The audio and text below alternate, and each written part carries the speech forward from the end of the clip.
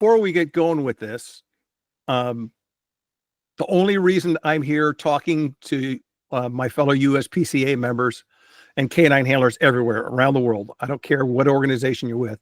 The only reason I'm here sitting in front of you is because Don Slavic, the executive director of the USPCA, knows I've made more mistakes than most of you, and that's my only qualification.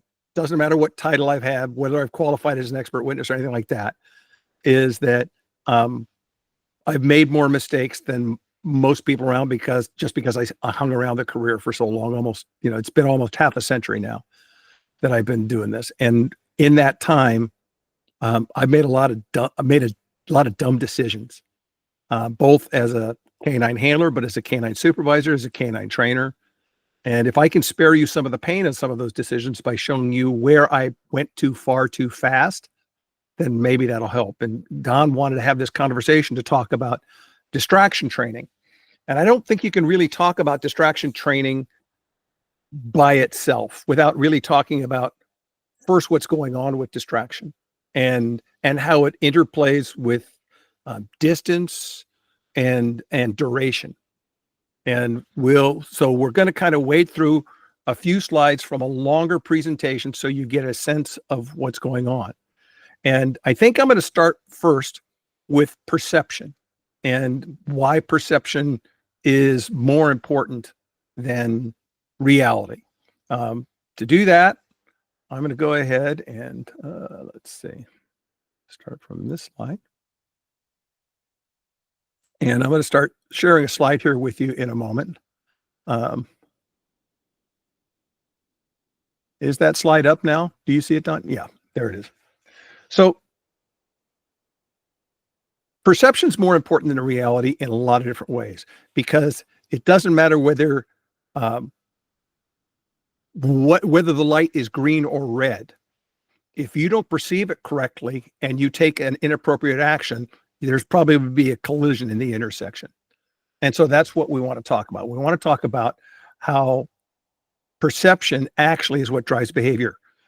The reality, if you couple it with perception and they're aligned, then your behavior will be aligned with the reality of what you're dealing with. But if the animal perceives things differently, you got a problem. So when we think about this, the way perception trumps reality, we have to realize also that the elements of what the dog uses to perceive things can be manipulated. And that's what we want to do. That's what we want to present things in a way the dog can really understand it.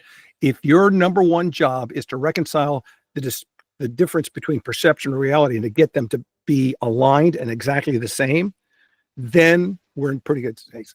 So when it comes to training, beyond teaching the physical skills of sit down, come, and all of that, and healing and all that good stuff, your number one job is to prepare the dog to deal with duration, distance, and distraction. That's what makes the difference between a dog that looks really good on the training field or in the kitchen where there's lots of reinforcement dropping off the cutting board, and a dog that can operate out in the real world. And there's a little video with this. I'm not going to play it because it's about how our beliefs grow in this. We're going to jump into this and we're going to talk about what a distraction is and what they are. And distractions are essentially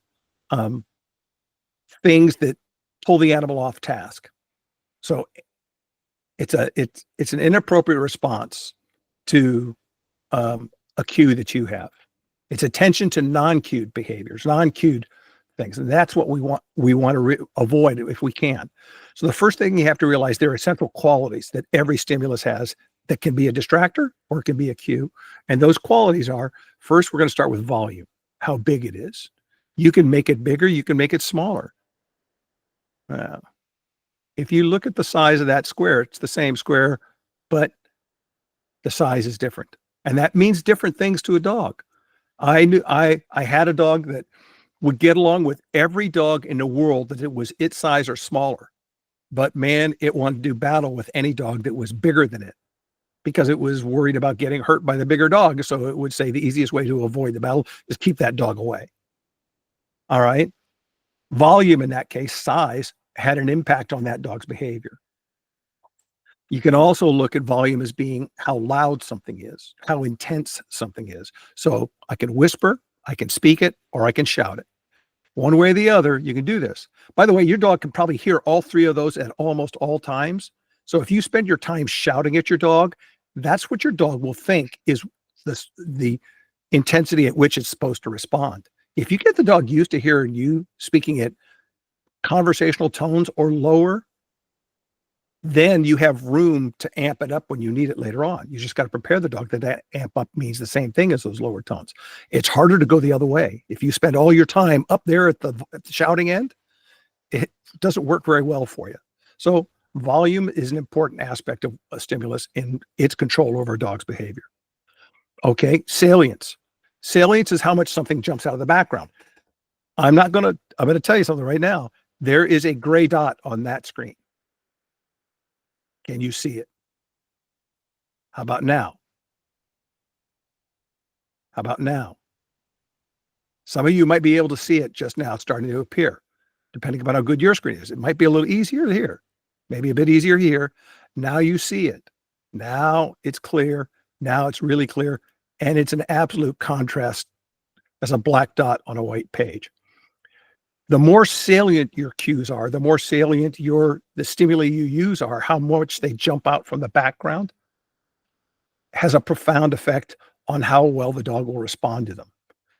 People talk about clicker training and think that clicker training is magic. The biggest advantage the clicker has over a voice is salience. It jumps out of the background. You don't hear that sound in normal conversation with human beings. And when we're talking with our dogs and we're trying to get them to do things, they have to filter through a whole stream of primate babble to figure out what's relevant to them.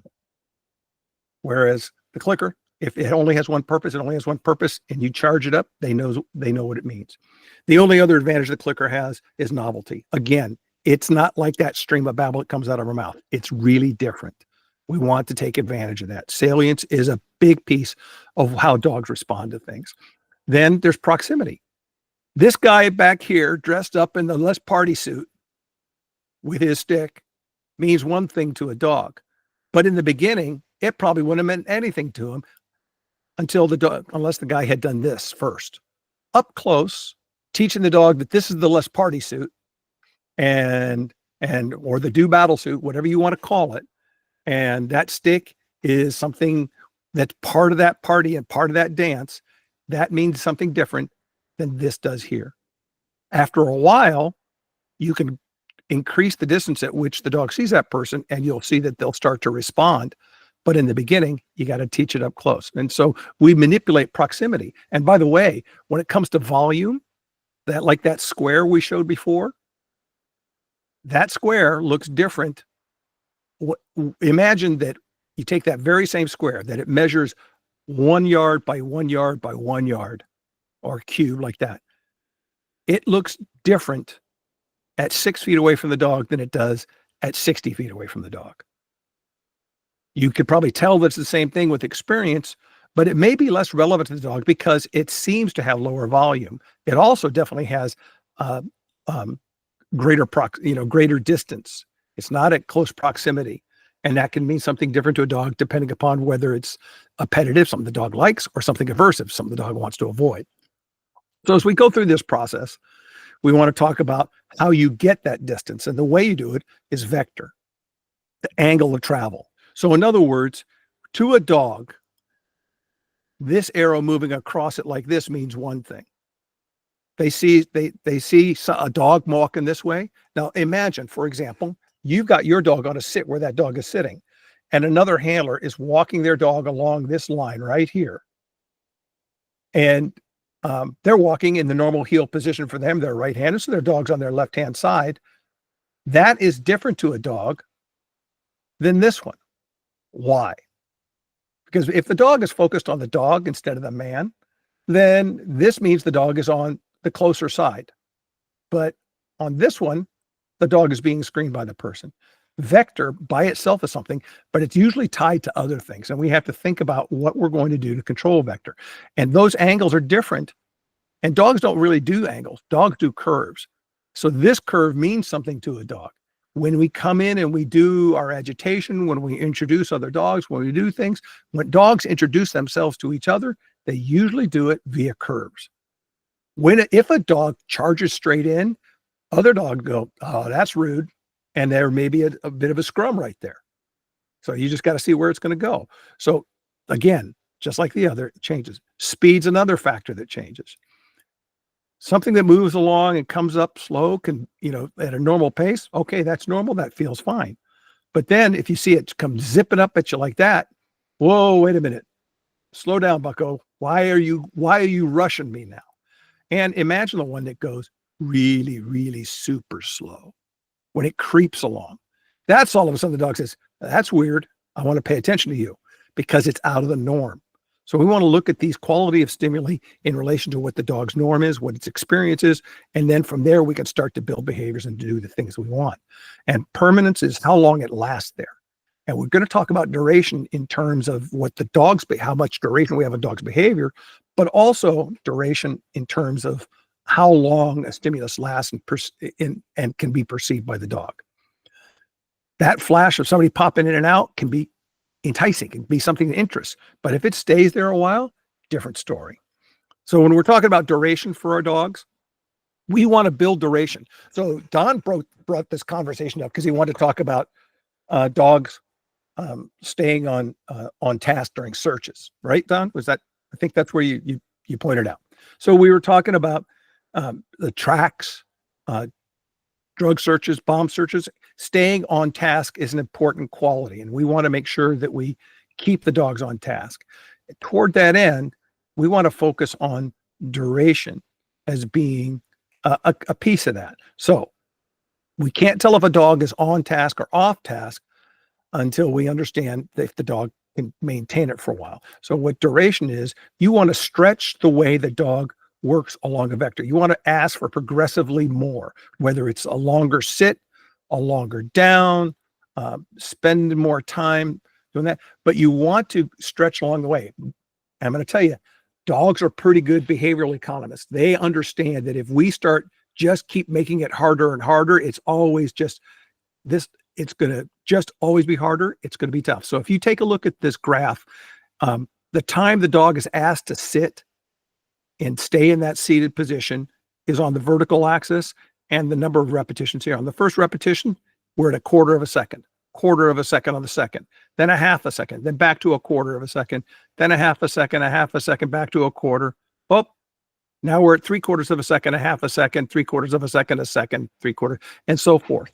What you're doing in that place is you're ping-ponging and skewing your way towards the duration that you want, staying on it. Expecting a dog to search long and hard from the very beginning is setting them up to start to get bored with the task. And I just had this, I work with a cancer detection organization, and we had a really juicy discussion about the job of a detector dog. And this is a cancer detector, and they'll have a bunch of different sample stanchions in there, and they'll smell different things, smell each one of those things. And then when they get to one that's a positive, they'll lock up on that one, give their trained final response, and someone will pay it. But if all you do is teach that dog to stay, to find the one that's hot, they'll skip all the ones, not really sampling them, to get to the one that's going to pay. So you have to teach the dog. It's about also staying on task.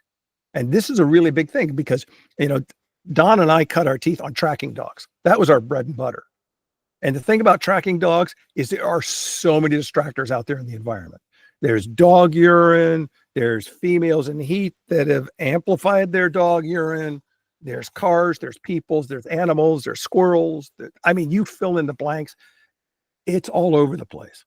So it's really important for us to realize that when we start asking for duration, we've got to get that duration first so we know what the baseline is under relatively clean conditions, and then we can later start introducing distractors.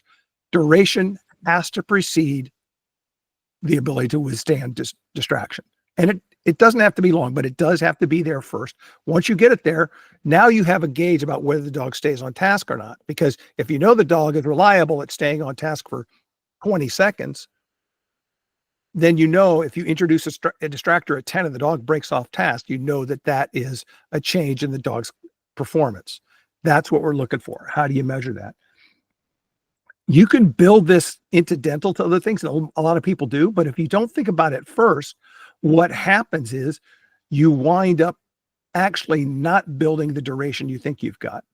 You don't build in the resistance to distraction.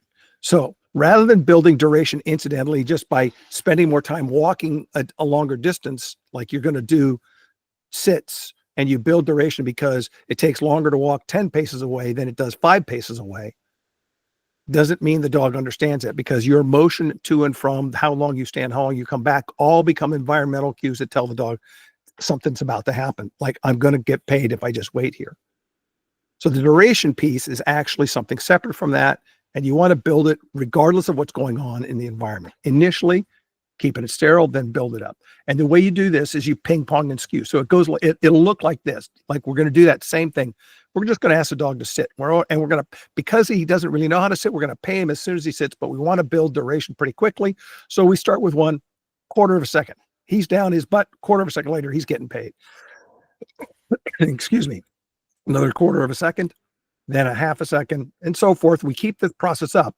And then eventually you watch as it continues, and the process of ping-ponging or skewing our way towards what we're looking for is this. You want to keep it variable enough that the animal stays interested. Give them enough easy wins that they're all right. Maybe the next one will be another easy win. I'm going to hang in here. Because if it keeps on just getting harder, they will bail. So that's why we build duration systematically to get ourselves ready for distraction.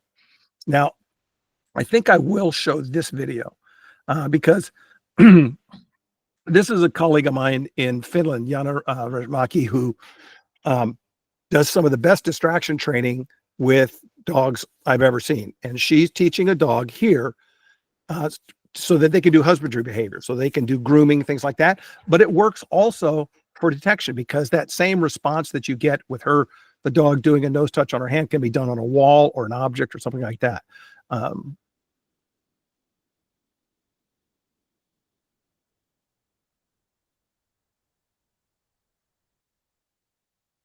So she's had established duration, and now she's introducing distractions. So the hand that's feeding is moving around food, and she's getting the dog used to the movement. The dog knows that if it stays in position until it's paid, he's starting to opt out. He's already detecting that this is getting a little tougher. She lets him make the decision that he's ready. She'll do that.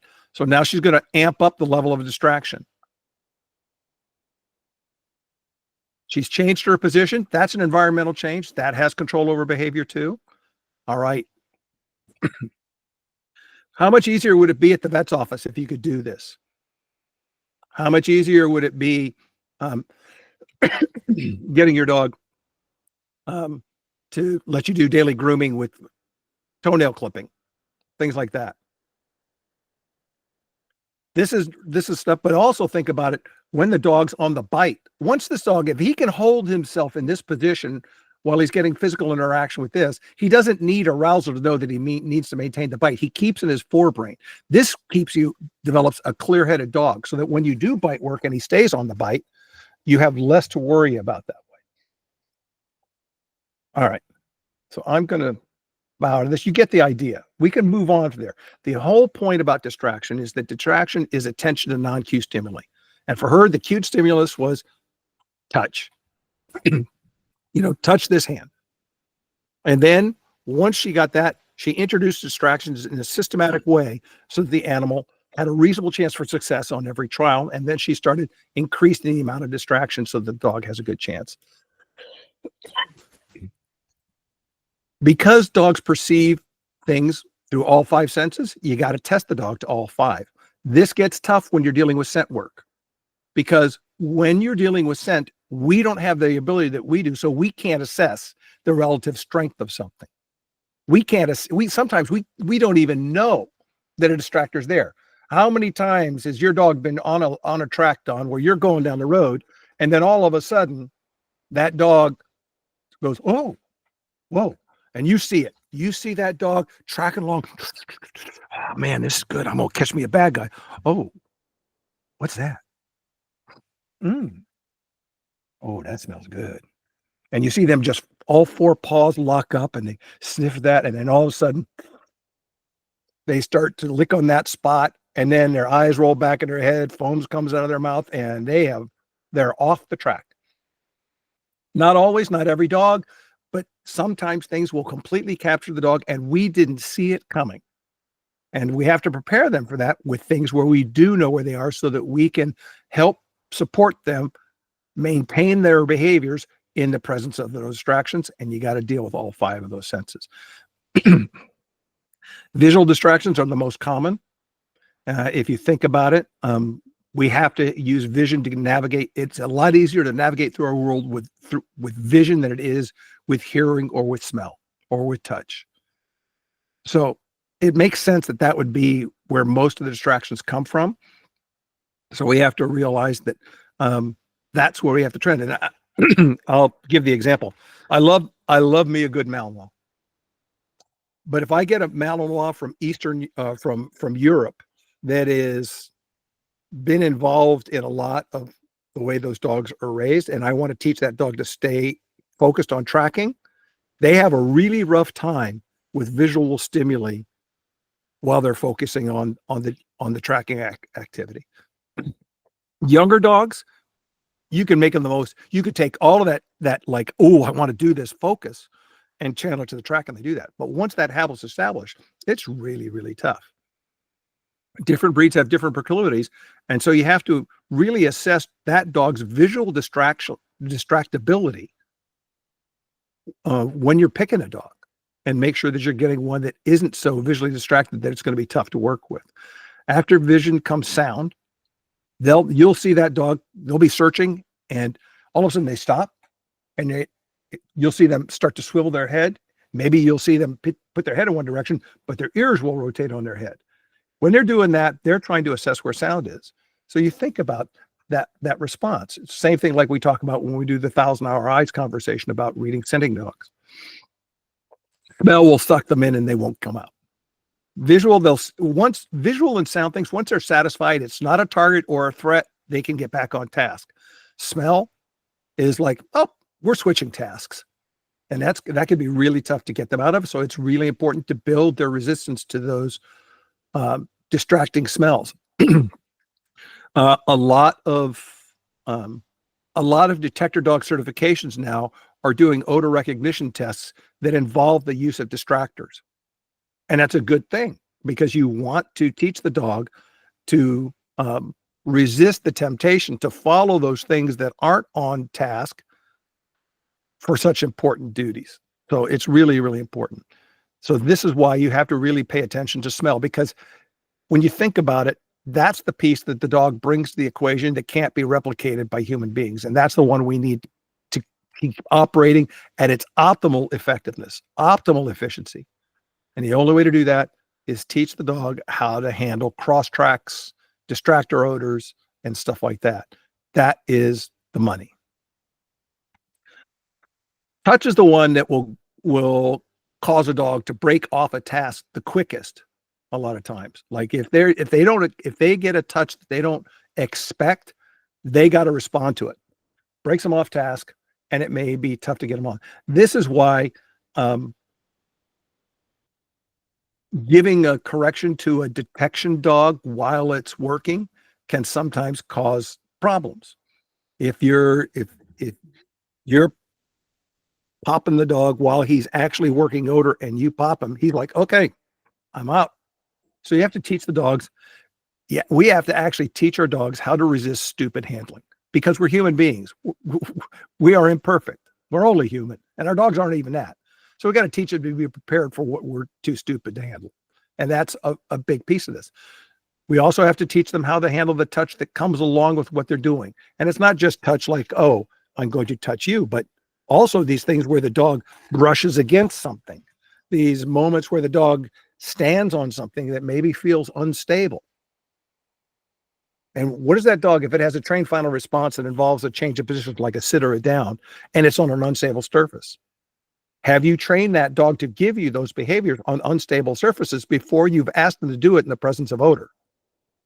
Because if you haven't, then the stress of getting the dog to give you the behavior in the presence of odor will poison the odor as a cue for the dog to sit. It'll actually teach them, I'm just going to avoid these odors when my footing's not stable because it's too painful. And you'll see dogs walk their odors. That's a real problem. You have to build this response to touch. And this is part of proprioception. That's where you need to work on the dog. Not just perception, but proprioception. Knowing where their body is in physical space and knowing how to move through space that way. Like smell, taste is captivating. This is why you'll see smell devolve to taste. Particularly when you get a dog that's smelling a urine spot, they'll lick it. That's kind of a confirmation because they have the vomeronasal nasal organ in between the roof of their mouth and the base of their the bottom of their nasal plane, and both surfaces are permeable, so the dog can access stinky things, not necessarily odor, but they can access the odor of stinky things through both the nose and the mouth, and process it with the vomeronasal nasal or the Jacobson organ, which has its own direct pipeline to the olfactory bulb of the brain. So it's really important that we teach the dog to handle this smell thing so they don't drop here. Because once they go to the taste piece, you're probably going to lose them for a little bit, and you're going to have to get them back on task. Some dogs, and I bring up the nature nurture piece on this for one reason and one reason only is breeds are created for a specific purpose. Each breed had a purpose that it was built for. If we fight the genetics that went into developing dogs that were more likely to be suitable for that purpose, we're just making more work for ourselves. So it's really important that you know what your work is and what you expect and what you want dogs to do. And you pick dogs that are inclined to give you the behavior you want. Yes, B.F. Skinner said you can train, and the marine mammal trainers will tell you can train any animal to do any behavior it's mentally and physically capable of. Absolutely. That doesn't mean you should. You really got to, 80% of this has to come from the dog, picking the right dog, and then working with dogs that can show you that kind of focus. Part of my selection process for a dog is how long is that dog willing to search for something when that something isn't there. We intentionally trick them into thinking it's there, and then I wait and see how long they stick with task. How long does it take before they come back to a human being and say, hey, you monkey, help me out here. You've got an opposable thumb. Use it to throw something. I'm ready to go. And if they come back and check in, but then they go back on task on their own when they don't get a response from us, that's okay. I can live with that. But if they come back and then they're done, I wash that dog out. That's not a candidate for me anymore. Because for me, staying on the hunt task, the task of looking for something, is the most critical piece that we have to have. So we talked about distance. Remember that when we talk about that touch being the thing that will give the most abrupt interruption on work for a dog, that's because touch is the ultimate violation of the dog's little proximity bubbles that are around it. That's the one where it gets in there. And you got to see how that dog handles these things. A self-right dog will be calm and assured in the presence of inadvertent touches and won't worry about them. But a dog with a little bit of anxiety is going to go like that. And they will consider you an adversary when touched unexpectedly.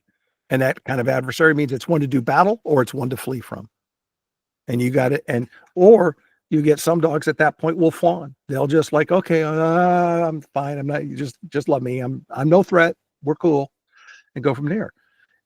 And the nature of this, the intensity of the response is inversely proportional to distance. So in other words, the farther away it is, the less likely something is to be perceived as that threat or that opportunity. So the closer it is, the more intense the response is. So it's important that you build stability in your behaviors before you actually put them in operations, before you start. Build stability initially with no distractions, then add your distractions. I don't care use a keep going signal. That's what that KGS, whether it's with or without. You can just do it by shaping for distance, or you can use things like good, stay, I don't care. But just realize the more you add into it of yourself by using those words, the less the dog knows how to do it by itself when it needs to. My personal preference is let the dog figure it out for themselves how to stay on task in the presence of these things, and pay them big when they make the right decisions. So it's really important that we build stability and that we teach them that payment is ahead. If you stay on task, payment is ahead. This is where you're going to get to have the game. You're going to get to have the toy. You're going to get to have the treat. You're going to get the love. I don't care what, or you're going to get to have this really great battle with somebody. One way or the other, when you look at it, the important thing is the dog has to understand that pushing through on the task is what pays, not attending to the other things that are off to the side. Being aware of them will do it. I don't care if a dog is tracking along and he sees something on the ground. He goes, oh, I better check that out. That might be evidence. But as soon as he checks it out and determines that it wasn't put there by the track layer, I expect him to move back to the track and keep going. I'm not less worried about him attending those things than I am to this, because I can tell you right now, I can design a track with 4 articles of evidence and put a good tracking dog on it and put that evidence within arm's reach of the track, within 6 feet of the track, and the dogs will pass by it every time.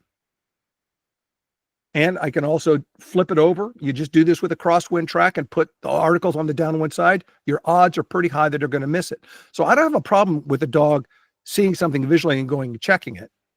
I just want to make sure they use their nose to solve the problem about whether that is or is not a pay station. See what I'm saying?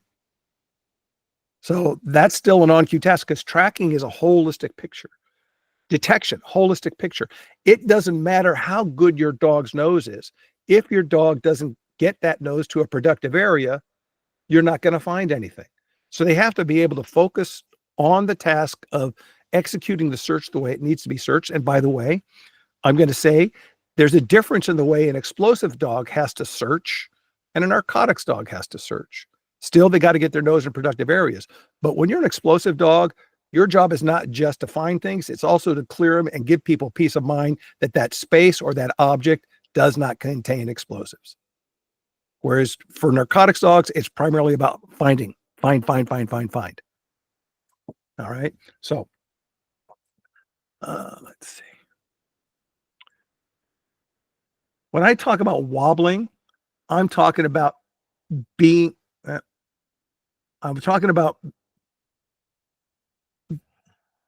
staying on point, staying on task, but subtly and slightly shifting the way you present cues, you give the dog opportunities. You want these things to be smooth, not abrupt, and and you want them to be something the dog can't predict. If they can predict it and there's a pattern to it, then they'll use the pattern to solve the problem rather than their understanding of what the task is. So we do the same thing for distance. We ask the dog to operate in what we think are reality-based distances, and then we add angles and curves, and we increase distance over time until the animal can work at farther and farther distances from us and at different angles. Probably some of the best workers in this realm right now are USAR dogs, the urban search and rescue dogs, where they're mandated to have directionals and get some really good work. They have some really solid approach. And if you go to the National Disaster Dog Training Center in Santa Paula, California, you'll see some trainers out there that are doing magnificent work with this. And they build this very systematically. And the behavior, if you're going to wobble the way you present things and this stuff, the behavior is going to wobble. The whole point in shaping and in introducing distractions is to take those wobbles in behavior and then reinforce the ones that are in the direction you want. When the wobble goes the way you don't want, where the dog is more about checking out as opposed to, wait a minute, I'm going to try harder. I mean, think about it. Variable schedules make behavior vary. Sometimes it's weaker, sometimes it's stronger. If you're careful and you select the strong behaviors, that's the one you pay, that's what you get more of. And that's what you want to do. You embrace those, you harness that variability until the variation is always more towards the stronger side of what you want.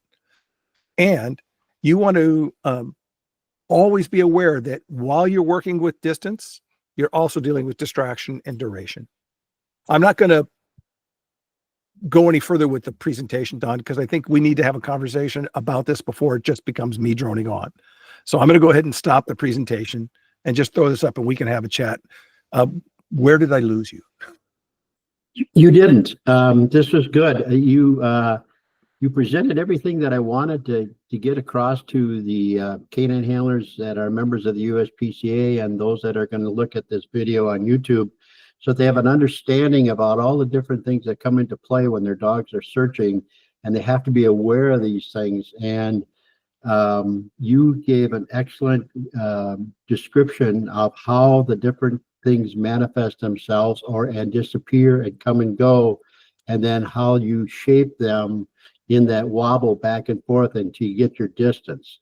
And I think that's a huge thing amongst handlers today is making sure that they put distance, the length of the search, whatever it may be, they make sure the dog is capable of doing that, and the distractions are going to be many. For some, tracking, you're exactly correct. I mean, there's so many distractions. We have people that will go through pet relief areas to train their dogs off of distractions, and that is like that's really big. I don't ask anybody to do that right away, but yeah, that was really good. Not right away, but it should be a piece of your training plan, your overall training plan. Remember that by definition, we're putting an unfinished product on the streets. You're done training your dog when one of you two assumes room temperature. All right. Yeah. So you might as well dive into it and embrace it, because learning's happening all the time, whether you want it to or not.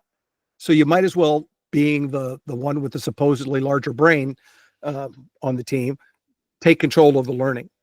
And yes. So you got all these opportunities here all the time. Just remember that you want to, while you're working on distance, duration, and distraction, you're going to see variability in the other aspects of how the dog performs. Maybe the sits will get not as complete. They'll hover instead of really bang it, or the downs will be a crawl instead of a drop down, a full back down. So you want to make sure that you're maintaining your behaviors, that when you increase one thing and you're testing it, you allow a little bit for that variability in the other pieces briefly for a little bit, and then make sure everything else gets cleaned up. Always working in balance around, the accuracy, the shape of the behavior, the speed and power with which the dog does it, the latency, how quickly they respond to the cues, how much duration, how long they maintain it without distraction. Oh, now we add a distraction. Does it change? Does the sit get creepy with that? And so you got to make sure that you're staying clean and honest with yourself about this, because like I was saying earlier before we started this conversation, anytime the dog doesn't perform as you expect, gives you a quote unquote failure, that's information. Harness it. Because anytime the dog doesn't perform as expected, it's because we ask them to perform something that we have not yet prepared them to deliver. And the big word in there is the short word yet. You get to go have fun with your dog and train more stuff. I mean, we get paid to have fun with dogs. It's the best gig on the planet. Yeah, and I think one of the things that you brought up several times is the fact that we're constantly evolving the dog forward from his last, continuing the training so that it's more and more and more and more. You're asking the dog to do more, because in reality, that's what happens when you're working. Your dog is asked to do more. And as you say, if you haven't prepared the dog to do more, the dog is going to maybe have some failures there because they're not there. That's why you ping pong and skew. That's why you got to be I remember my patrol procedures instructor in the academy back in 1980 was a guy by the name of Tim Perry. And every day he would open the class up saying, you got to be predictably, and then he would just pause. And the class knew that they were supposed to respond with unpredictable. Mhm. Predictably unpredictable. For him, that meant don't eat in the same coffee shop every night. Don't go to the same donut shop, or in Seattle, same croissant shop. You know, you spend I 34 years in the city, you got to get used to the culture there. Yeah. But I think it's about being predictably unpredictable with your training, so that it doesn't always get harder. But the vector, the general trend line for the training is it's there. He needs those little easy wins to keep him under, just like people need them on a slot machine. You know, it's the little easy wins that keep people there. That's a good example. I think that from my experience, the dogs remember. You know, if you're one of the people that just likes to train, say, explosives with 5 cars, and that's all you ever do, and then you condition the dog that, and during your actual deployments, that there's never anything. They search like crazy the first 5 cars, and then you go and you can see the dog stop searching because there's never anything there, because you've not taken that dog the extra step, and some of them may even fall sit. And just sit because they want to get paid. Now, I think you covered everything that I wanted to have. You did it in a much better way than I would have done it, and I appreciate that. And this has been good. I appreciate it. And, you know, I want to give a shout out to some of the search and rescue handlers I know, and I've had the pleasure of working with. They've been reporting back from Western North Carolina, South Carolina, and Tennessee after the Hurricane Helene floods there. And just like they did after 9/11, and they found gaps that were in their dog's stamina, their dog's ability to handle the such a chaotic operating environment in 9/11, they found the same thing happen, but with different types of problems. Like, how are we going to train and prepare our dogs to work in mud that is so thick that it takes them a half an hour to traverse 100 yards? I mean, think about it. How do you prepare a dog for that? I mean, it's just crazy. Yet they're still there working. And well, we learned from that too. Yes. So they've learned that they have to do that. That's and you always learn, as you always say, there's information that comes from everything, even the mistakes that you make or the errors that you've done. I think it's very good. So I'd like to thank you for this. This has been great. I think the viewers are going to really love how you put this together, and it was a great job. Thank you. Well, I'm going to ask them also, if there's something they didn't like or that wasn't clear, let us know so we can clarify it. Yes, contact me. That's a good way. I love that. Thank you, Steve. Thanks, Don.